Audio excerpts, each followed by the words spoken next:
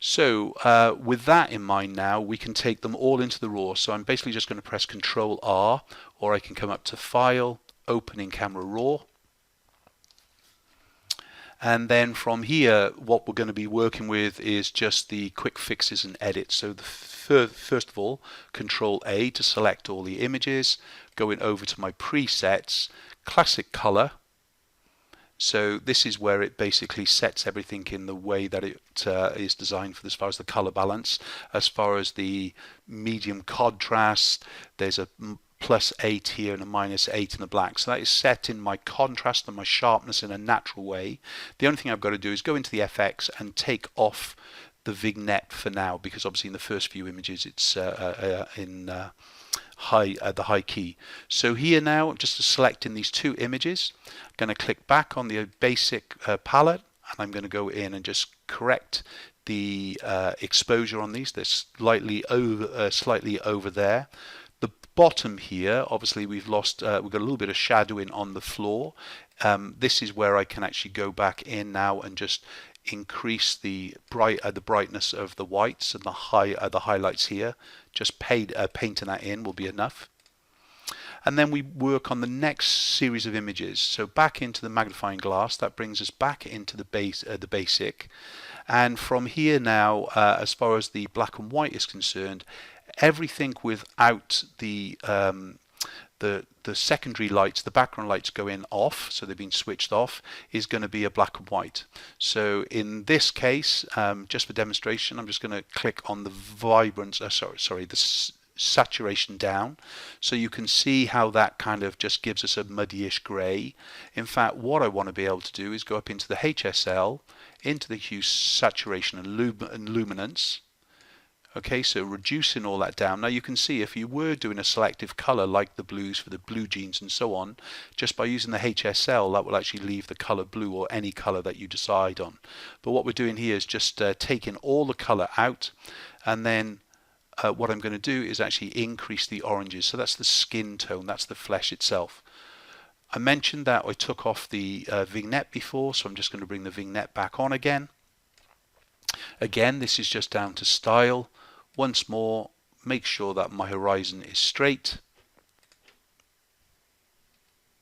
Just pressing A to actually bring up the selection, and if I am going to do a crop, it's going to be in this time. So back into against the wall, so these can remain color images. So just select here,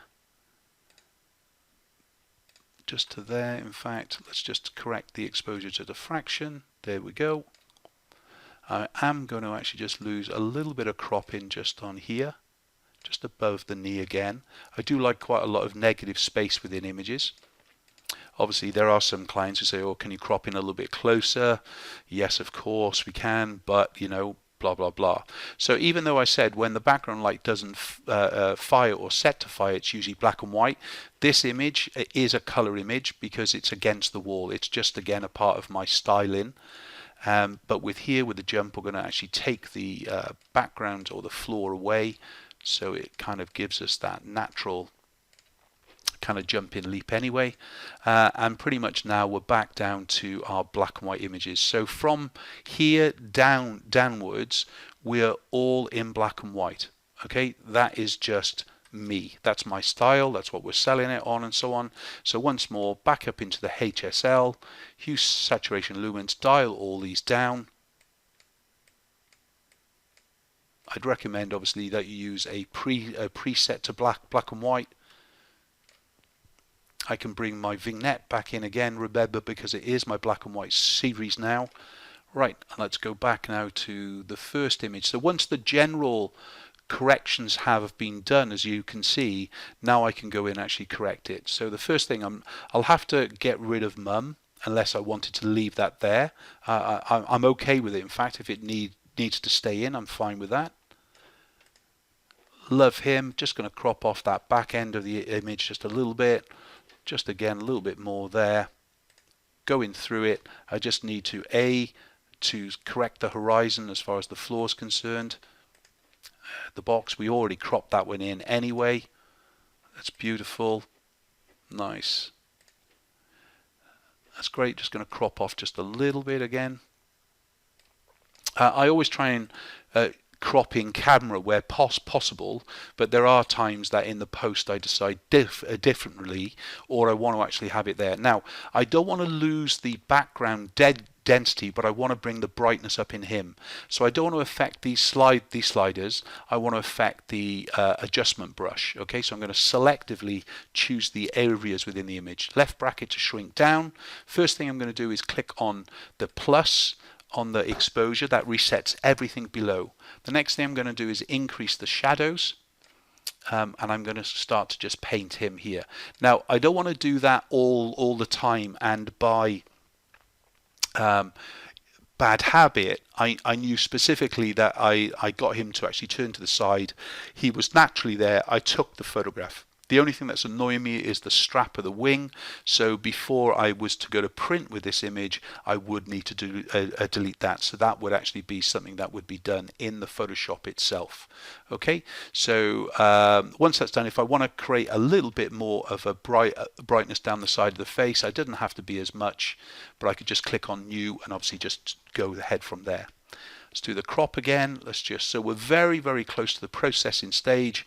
Obviously, I explained about the timing and separation.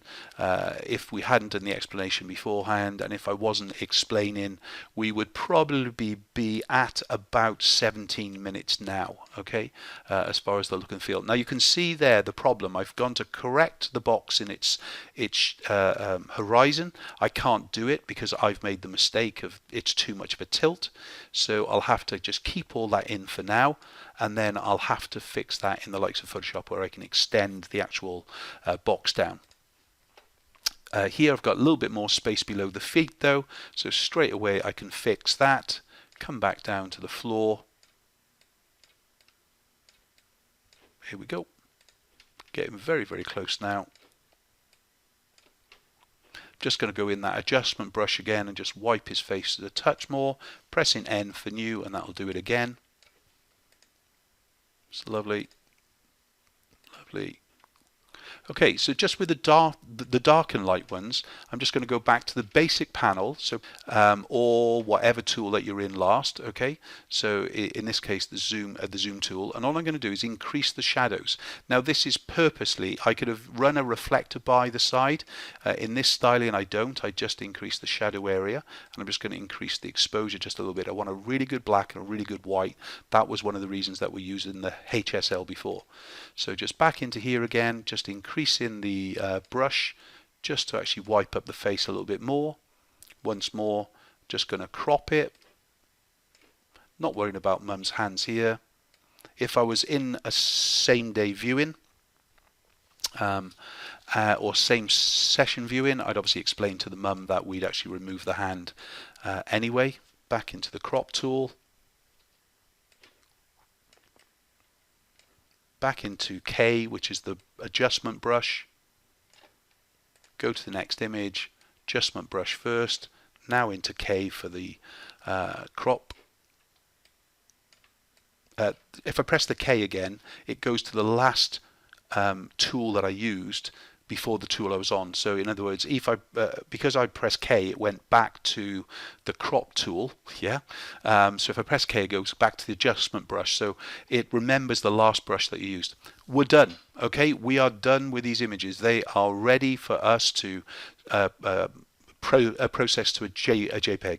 So we're just going to select all those images. We're going to click Save Images. We'll go and find the actual folder.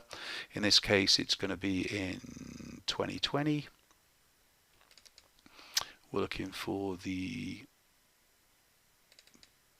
Child Angels, Session 1, and this would be R, and this would be the JFR. So this is JPEG from RAW. Just double clicking onto it,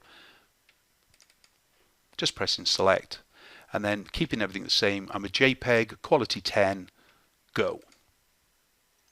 And that's us done. So in the next film, we'll look at the images that we do need to actually fix in Photoshop before we actually start the final process. But that is the basic workflow from the cull to the processing of the raw files into a JPEG, almost ready for the client to view.